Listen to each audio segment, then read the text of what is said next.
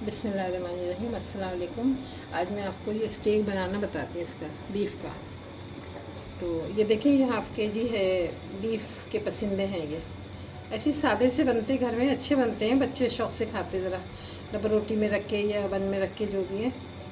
अब ये उसके साथ जो है, ये हम काली मिर्ची है हाफ़ टी स्पून, और ये हाफ़ टी स्पून नमक है, और ये 2 टेबल स्पून सोया सॉस है, 2 टेबल स्पून जो है विनेगर है। ये बताती हूँ मैं भी कैसे डालते हैं इसमें। अभी ज़रा सा गोश्त को हम थोड़ा इस पर वो करेंगे, इससे थोड़ा मार के करेंगे इसको।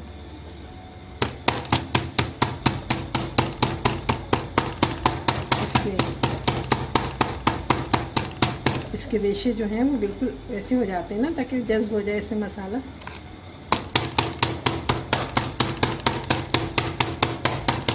ये सब मैं ऐसे ही कर लूँगी सारे।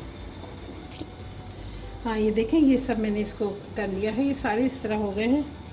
अब जो है वो इस तरह से करके मसाले ही डाल देंगे इसमें। ये देखेंगे, मिर्ची और नमक, और ये सोया सॉस, ये सिरका।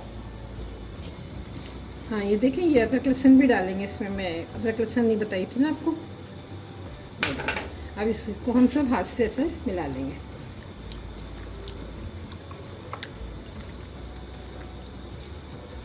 इसको अगर आपको जल्दी बनाना है ना, तो आप इसमें कच्चा पपीता लगा के रख सकते हैं। वरना आप इसको लगा के मसाला एक 2-3 घंटे के लिए, 4 घंटे के लिए रख सकते हैं। जितना रखेंगे ना, उतना ज़्यादा ही अच्छा बनता है। एक दिन भी रखे तो कोई बात नहीं, बना के आप रख सकते हैं इसको। जब आपको वो करना हो फ्राई पैन में सेक लें आप इसको। हाँ, ये देखिए, इसको मसाला लगा के हम रख दिए थे ना कल, मतलब मसाला लगाया था ना, तो एक दिन पूरा रखा रहा। अब मैं इसको हम सेक लेंगे इस पर फ्राई पैन में डाल के। ये थोड़ा सा ऑयल डालेंगे, देखिए।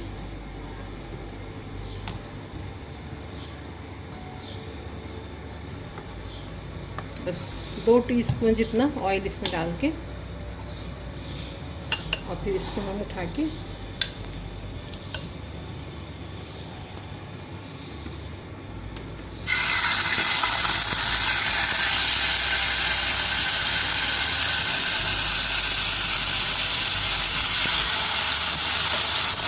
फ्लेम बिल्कुल स्लो रखेंगे इसका।